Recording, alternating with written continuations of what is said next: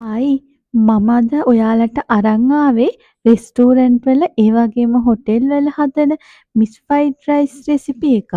ලොකු ගණන් දීලා ගේනවට වඩා ගෙදර රසට වසවිස නැතුව රසට හදාගන්න විදිය අපි බලමු. ඉතින් අපි බලමු මේකට අවශ්‍ය ඉන්ග්‍රීඩියන්ට්ස් මොනවද කියලා.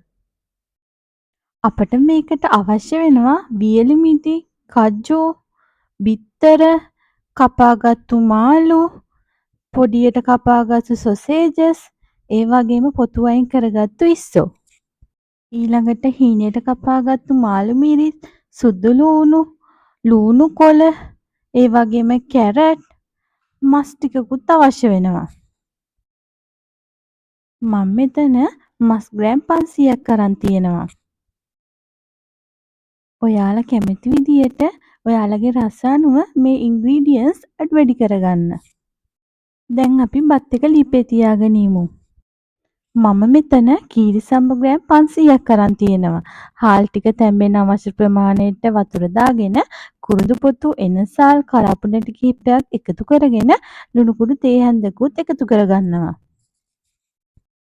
දැන් අපි හට්ටියක් ලිපේ තියලා අපි කපාගත්තු මස් ඒ වගේම ඉස්සෝ එකතු කරගෙන තැම්බෙන්න අවශ්‍ය ප්‍රමාණයට වතුර දාගෙන ගොරක ටිකකුයි ලුණු ටිකකුයි කහ ටිකකුයි එකතු කරගෙන හොඳට තැම්බෙන්න තියමු. වගේ හොඳට තැම්බුණාට පස්සේ අපි ලිප නිමාගෙන ඉන්න ඕනේ.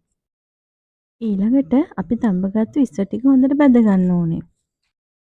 දැන් අපි ඉස්සෝ ටික බැදගෙන ඉවරයි. ඊළඟට සොසේජස් ටික බැදගෙන ඉමු. මේ වගේ හොඳ සොසේජස් ටික බැදුනට පස්සේ ඊළඟට අපි කපාගත්තු මාළු ටික බැදගෙන ඉමු.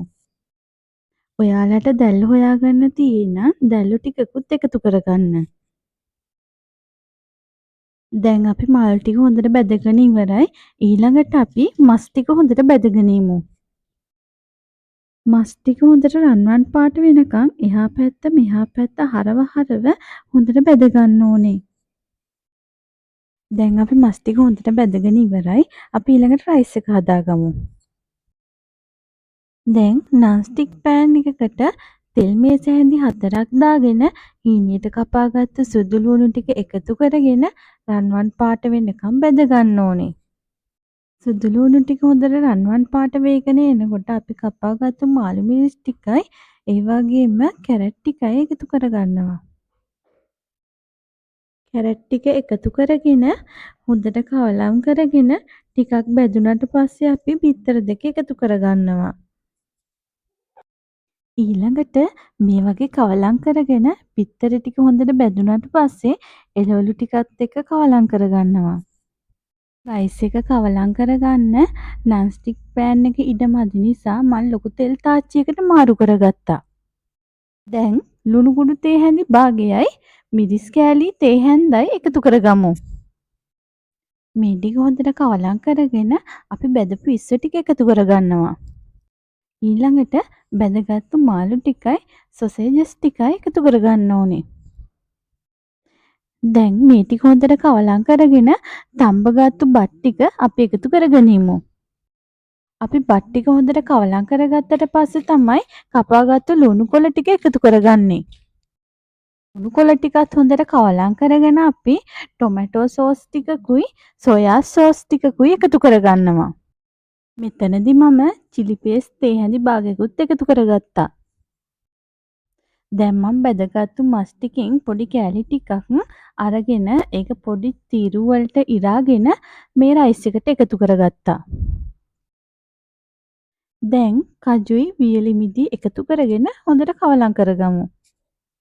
ඊළඟට හීනියට කපාගත්තු ලුණු ටික රන්වන් පාට වෙනකම් බැදගෙන රයිස් එකට එකතු කරගත්තා. දැන් අපි රයිස් ටික හදාගෙන ඉවරයි. ඊළඟට අපි චිලි පේස්ට් ටික හදාගෙන ඉමු. දැන් සුදු ලුණු ටිකක් එකතු කරගෙන හොඳට රන්වන් පාට වෙනකම් බැදගමු. සුදු ලුණු ටික මේ වගේ රන්වන් පාට වෙනකම් හොඳට බැදගත්තට පස්සේ අපි කූනිස්සු ටික එකතු කරගන්නවා. කූනිස්සු ටිකත් හොඳට බැදීගෙන එනකොට අපි මේ වෙලාවේදී මිරිස් කෑලි ටික එකතු කරගන්නවා. ලුණු ටිකක්, සීනි මේස හැඳි 2ක්, ඒ වගේම සොයා සෝස් මේස හැඳි 3ක්, ටොමැටෝ සෝස් මේස හැඳි 2ක් එකතු කරගන්නවා. මේ ටික හොඳට මික්ස් කරගෙන අපි ලිප නිමා ගන්නවා. මේ තියෙන්නේ අපි හදාගත්තු ෆ්‍රයිඩ් රයිස් එක. ඔයාලත් ගෙදරදි මේ රයිස් එක try කරලා බලලා කමෙන්ට් බොක්ස් එකේ කමෙන්ට් එකක් දාන්න.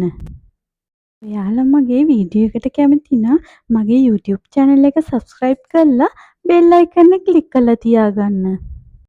ආයෙත් දවසක මේ වගේ රසම රස රෙසිපි එකකින් හමු වෙමු. ඔයාලට බුදු සරණයි.